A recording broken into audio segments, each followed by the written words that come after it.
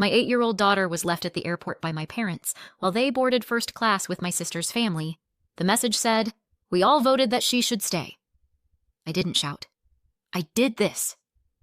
7 days later, their lives started falling apart. It was supposed to be a big morning. Maddie's first trip without me, 8 years old, thrilled, running on orange juice and adrenaline. She kept checking her backpack like it might disappear, headphones, coloring book, the little stuffed rabbit she refused to leave behind. My parents and my sister's family were taking her to Florida. Sunshine, theme parks, the works. I couldn't get time off, so I packed her favorite snacks, kissed her hair, and told myself this was fine. She'd be surrounded by family. What could possibly go wrong? At 7:50 a.m., my mom texted a photo from the gate. Maddie grinning, one missing tooth, both thumbs up. Underneath, "Boarding soon." I smiled at my phone, told a coworker she's off on her first adventure, and tried to ignore the small ache of envy in my chest. Then, 2 hours later, another message buzzed through. "We all voted that she should stay." I frowned at it mid-meeting, half listening to someone talk about projections and deadlines. Stay where? It didn't even register as serious, just another one of my family's weird, cryptic jokes. I set the phone face down and got back to work. I wish I'd called then, but I didn't. And by the time I understood what that message really meant, my daughter was sitting in an airport with a stranger, waiting for a mother who didn't know she'd been left behind.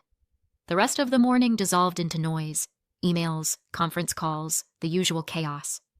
Every so often I'd glance at the photo of her at the gate and feel that quick pulse of pride again. She was flying across the country. She was brave. She was fine. By mid-afternoon, the office lights had turned the color of old paper. I checked my phone again. No messages. Of course not. They'd be in the air, probably halfway to Florida. I told myself to stop hovering. When I finally left work, the parking lot smelled like heat and asphalt. I unlocked my car, glanced one more time at my phone, and saw the same unread text staring back at me. We all voted that she should stay. For the first time, it felt strange. Off. I decided to call once they landed, just to hear her voice, to tell her goodnight. It was a long day. I wanted something normal. They answered on the second ring. Laughter in the background, the clatter of luggage, someone saying something about a rental car. "Hey," I said, smiling. "You made it." Put Maddie on. A pause. Then my mother's voice, light as if we were talking about the weather. "Didn't you get our message?" "What message?" "The one that said we all voted she should stay." I laughed, because what else do you do when your brain refuses the obvious? "What does that even mean?" My father's voice came next, calm, factual. "She was acting up." We decided it was better she stay home. The laugh died in my throat. "You left her?" My sister cut in, bright, efficient. "Relax. We called an emergency childcare agency. She's fine." "Fine?" Mom again. "It's a good agency. 5 stars on Google. We'll text you the name, Mom. We're catching the shuttle. Talk later. Click." For a moment, I just stood there in the parking lot, phone still pressed to my ear, listening to nothing. Then the silence started to ring. I called again. Voicemail. Again. One thought cut through everything else. My child is alone.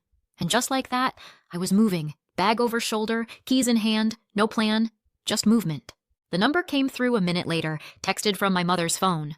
No message, just a link and the name of an agency I'd never heard of. When someone finally answered, her voice was bored, brittle. "Childcare dispatch." "My daughter," I said, trying to keep my voice steady.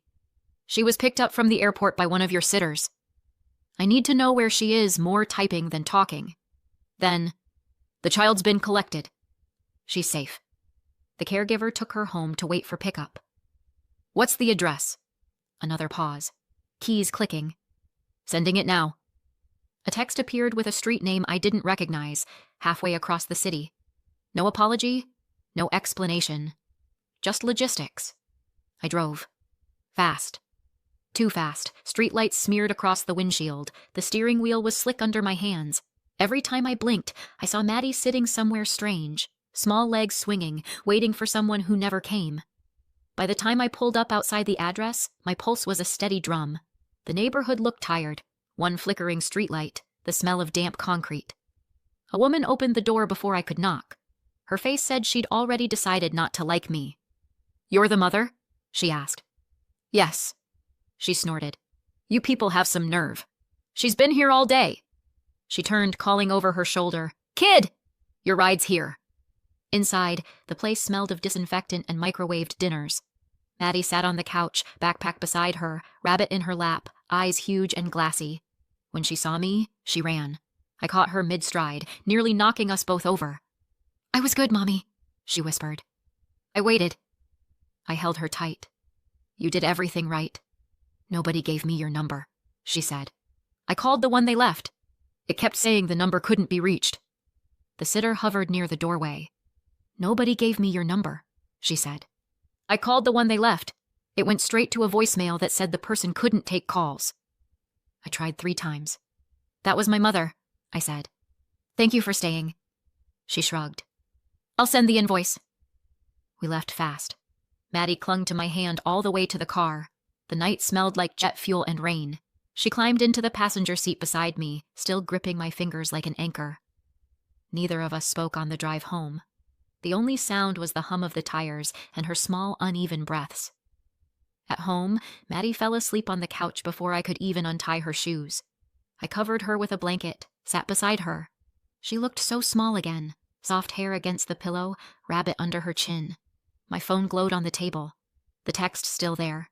We all voted that she should stay. I read it until the words blurred. They thought leaving her behind was a decision they'd get to forget. They were wrong. A week later, they would understand what it means to be left behind. I wish I could say what happened at the airport came out of nowhere. It didn't. It was just the loudest echo of something that had been building my whole life. If you grow up in a family like mine, you learn early that fairness is a rumor. I was the responsible one. My sister Tracy was the sensitive one. That's code for Lydia cleans up, Tracy gets applause. When we were kids, I did homework at the kitchen table while Tracy drew on the walls with crayon. Guess who got grounded? Hint, not the artist. Mom said it was because Tracy was delicate. Dad said nothing at all, which, in our family, counted as agreement. By the time I was 10, I could make dinner, fold laundry, and sense Mom's mood from 3 rooms away. Tracy, at 7, couldn't pour her own cereal, but somehow already knew how to get what she wanted. She'd cry, Mom would melt, and I'd be the one apologizing for something I didn't do.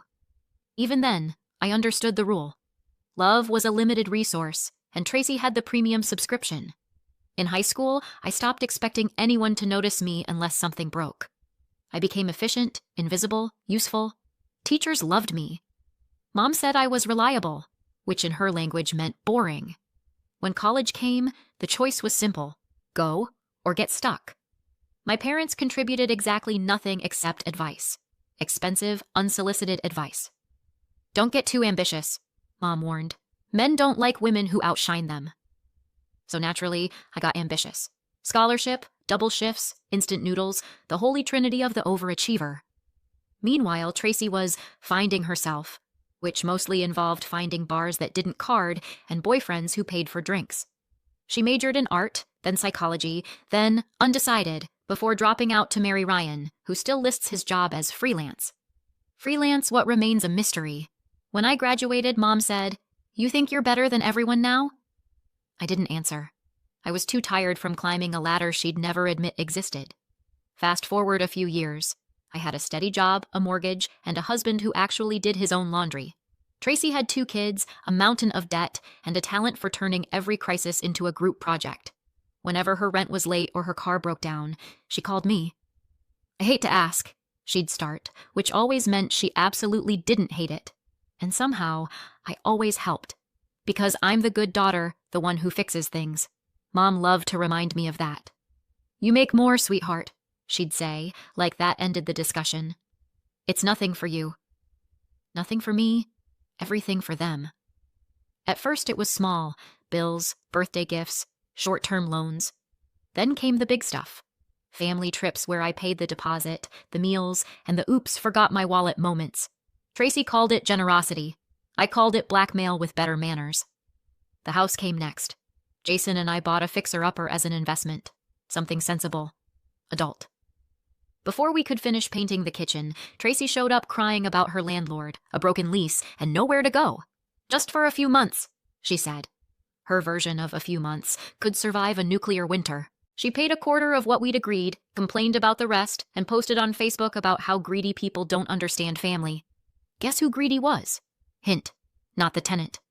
Every time I mentioned rent, she had a new tragedy, a dentist bill, a stolen laptop, a lost job that she never really had. Mom always took her side. She's doing her best, she'd say. So was I, apparently in the wrong direction. The one time I tried to stand firm, Mom accused me of putting money above family. I wanted to say family put me below money a long time ago, but sarcasm doesn't work on people who lack self-awareness. Then came the Florida trip. That was supposed to be the olive branch. Tracy said, the kids would love it. We'd love it. But flights are insane.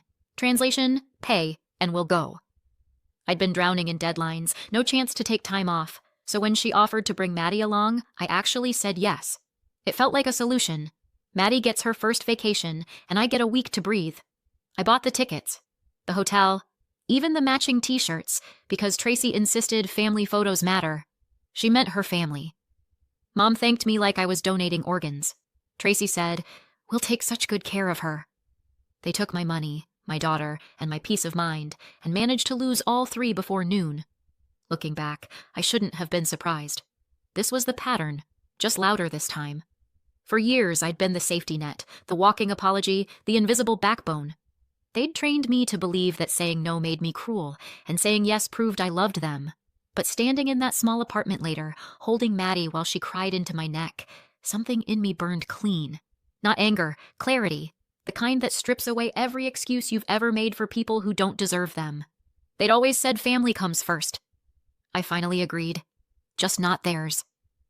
7 days after they left Maddie behind, their lives started to unravel.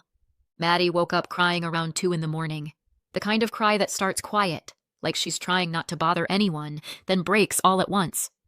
I was out of bed before I knew I'd moved. She sat up, hair tangled, eyes glassy. "Why didn't Grandma want me?" she whispered. That one sentence hurt more than everything that came before. I pulled her against me. "She doesn't know how to be good," I said softly. "That's not your fault." She nodded like she understood, which somehow made it worse. When she finally drifted off, her breathing even and small, I stayed awake staring at the ceiling. Every heartbeat felt like a countdown. By morning, the decision was already made. I just hadn't said it out loud yet. The house was still when I got up. Coffee burned on the warmer, sunlight hit the pile of unopened mail like it was accusing me. Maddie's stuffed rabbit sat on the counter next to my phone. I scrolled through messages until I reached the last one from my parents. We all voted that she should stay. Every time I read it, it felt more like a dare. Jason was out of town on a business trip, so I didn't wait for anyone's opinion. I opened my laptop and started digging. Emails, bank statements, rental records, every little transaction that said, "You owe me nothing," but somehow meant, "You owe me everything." Then a new notification popped up, another charge from the Florida resort. Room service, under my name. They'd actually ordered margaritas on my card. I laughed, the kind of laugh that sounds like it might break something on its way out. Fine. If they wanted numbers, I'd give them numbers. By the time the coffee went cold, I had the files open in a neat row on the screen. 36 months of rent, discounts. $54,000 they never paid. $3,500 for a vacation I didn't take. $1,200 for an emergency childcare service I never approved. $58,700. It wasn't even about the money, not really. It was about the math of disrespect. You could measure it to the cent. I called a lawyer friend Jason had used once, a calm, no-nonsense guy who sounded like he ironed his ties.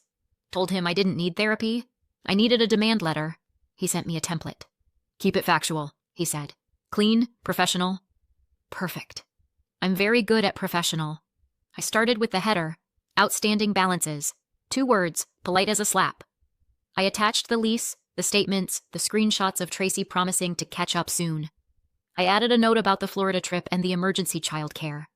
Every line was a receipt for a favor they'd pretended was free. When I was done, I read it 3 times. No threats, no swearing, just numbers and dates. The pure language of consequences. I copied my parents on the email because secrets are how they win. Then I hovered over send. For a second, my hands shook. Not from doubt, just adrenaline. Click. That sound was better than applause. The kitchen was still bright with screen light. Across the table, Maddie was hunched over a sheet of paper, drawing, head down, tongue between her teeth, the way she always did when she wanted something to be perfect. A rabbit this time. Big ears, backpack, one paw raised like it was waving goodbye. "What's it doing?" I asked. "Going home," she said. I watched her color in the sky, too much blue, the way kids always overdo it, and felt the last of the shaking leave my hands. "Smart rabbit," I said. She smiled, proud. "He's not scared anymore." Neither was I. The day after I hit send, my phone lit up like a slot machine. Group video call, Mom, Dad, and Tracy. They were still in Florida. Palm trees, drinks with umbrellas. The kind of background that makes outrage look ridiculous. Mom started before the picture even cleared. "Okay, what is this supposed to be?" Tracy laughed so hard she nearly spilled her cocktail. "A bill?" "Really? $58,700? "You're hilarious," Dad smirked. "She's bluffing." "She just wants us to feel bad I didn't answer. Sometimes silence works better than a speech." Mom leaned closer. "You know we don't have that kind of money. You make 5 times what we do. How could you even send something like that? You wanted to humiliate us?" Tracy jumped in. "Yeah, St. Lydia showing everyone how generous she is. What's next? You'll charge us for oxygen?" "It's not guilt," I said. "It's math." That did it. Their smiles wobbled like bad Wi-Fi. Mom blinked. "Oh, come on, you can't be serious." "I am." Tracy gave a nervous little laugh. "You think you can charge your own family? What kind of person does that? The kind of person who doesn't forget you left a child at an airport." The noise from the pool stopped. Even the wind seemed to quit. Mom tried for the high ground. "You don't treat family like strangers." "Exactly." Tracy's voice jumped an octave. "You're exploiting us." "Then stop being exploitable." They all started talking at once. 3 voices, 1 chorus of panic. I waited. When they finally ran out of words, I said, 10 business days, and ended the call. Click. My reflection looked back from the black screen, calm, maybe even bored. That silence felt like power. The guilt parade arrived before breakfast. A dozen missed calls, texts, voicemails layered with fake concern. Mom's read, "We're worried about you. This isn't like you." Tracy's was shorter. "Take it back before you regret it." I ignored them, printed the letter again, and mailed the hard copy. If they thought it was a bluff, they could watch it arrive with tracking updates. The morning they flew home from Florida, my doorbell went off like an alarm clock. 3 sharp rings, entitlement in Morse code. I opened the door halfway. Mom in front, Dad behind her, Tracy clutching her phone like she planned to record an exorcism. Mom smiled the smile she uses on waiters. "Sweetheart, this is just a misunderstanding." "No, it's not." Tracy rolled her eyes. "You're just angry about Maddie. Don't ruin the family over this. You did that at the airport." That one hit. Tracy's mouth opened, closed, stayed that way. Mom tried again, softer but sharper. "You've changed." "Good," Dad sighed. "Can't we talk about this inside?" "I'm fine out here." Mom's mask slipped. "You're turning your back on your own parents." "You left my daughter," I said. "I think we're even." The silence after that was heavy enough to hang pictures on. Mom's lip trembled. "You'll regret this." "Maybe," I said, "but at least I'll regret it in my own house." And I shut the door. The latch clicking into place sounded better than applause. The smear campaign started the same night. Tracy posted a photo of a cocktail with the caption, "Money changes people." Mom commented, "Proud of you for staying graceful through pain." Graceful. This from a woman who once cried in a grocery store because they ran out of her favorite rosé.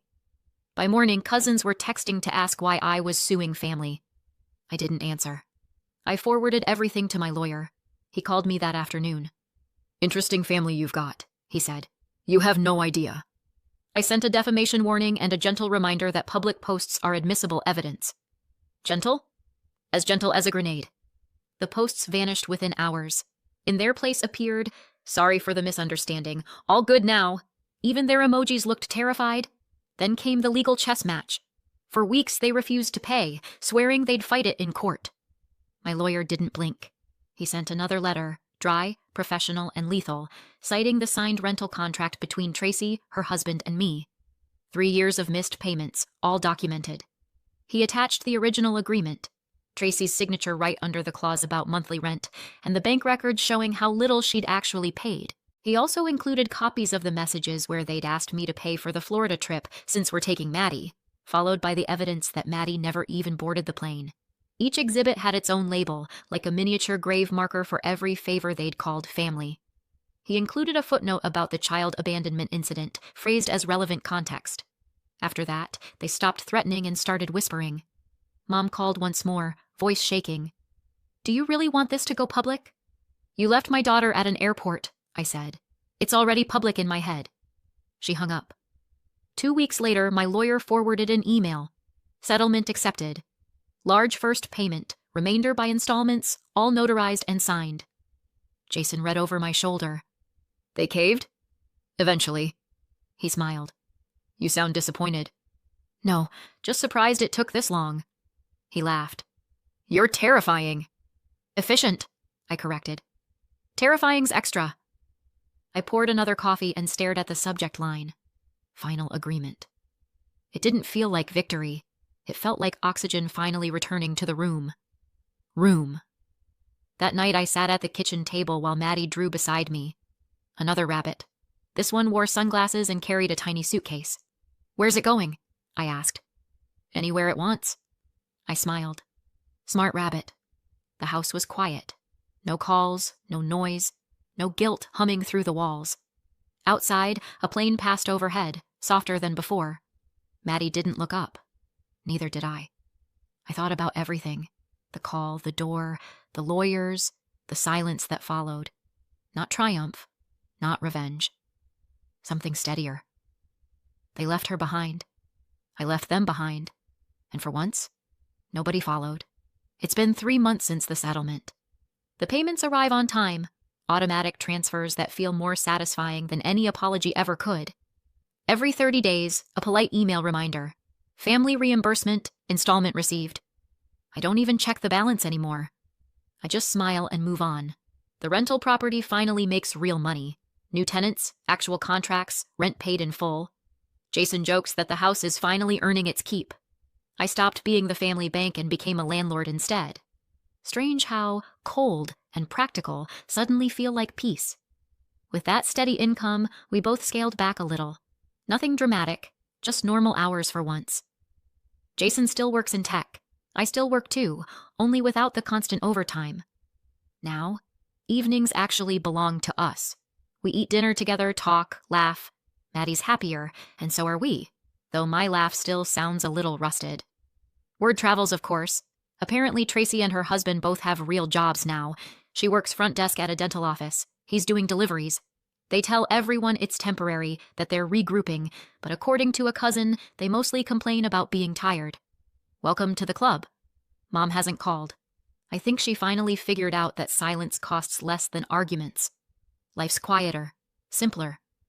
I keep the rental income separate, labeled college fund/therapy fund/emergency chocolate fund. Jason calls it the peace dividend. We're fine. Better than fine. Some nights we sit on the porch with Maddie between us and watch planes cut across the sky. She still draws rabbits sometimes. They always make it home. So, what do you think? Did I go too far or not far enough? Let me know in the comments and subscribe for more. After listening to today's story, perhaps it has raised some new questions in your mind, or maybe it has brought back some old memories. Every day on Reddit, new experiences and moments create fresh stories, and they connect all of us. Everyone has their own unique journey in life, and we all try to understand the world in our own way. These kinds of moments remind us that we are all human, sometimes happy, sometimes sad, and always learning something new. If you enjoyed this story, feel free to share it with your friends. Your thoughts and feedback are always valuable to us, as they motivate us to create even better content. Every story has its own unique angle, and our goal is to understand everyone's perspective and make our content diverse and relatable. Stories like these help us realize that life's journey is different for everyone, and by hearing other stories, we learn something new. You can also share your own stories with us. Your experiences are valuable to us as well, and if you enjoyed this video, please leave your feedback. We aim to create content that brightens your mind and gives you new ideas every time. If you've already seen this video before, your feedback is still important. With every piece of feedback, we can improve our content and bring a new perspective to our viewers. Today, what we saw was just a small part of the many stories shared on Reddit and across the world. It's a reminder of how we all try to understand life by sharing our experiences with each other. This video was only an example of how we try to connect with others through storytelling, learning about different sides of life. We hope to continue sharing such stories that help us all learn and grow together. Thank you for your time, and don't forget to keep an eye out for more stories coming soon. If you haven't already, please like and follow for more amazing content. Your support keeps us going, and we will strive to bring you more thought-provoking and heartwarming stories. Until next time, take care and stay curious. **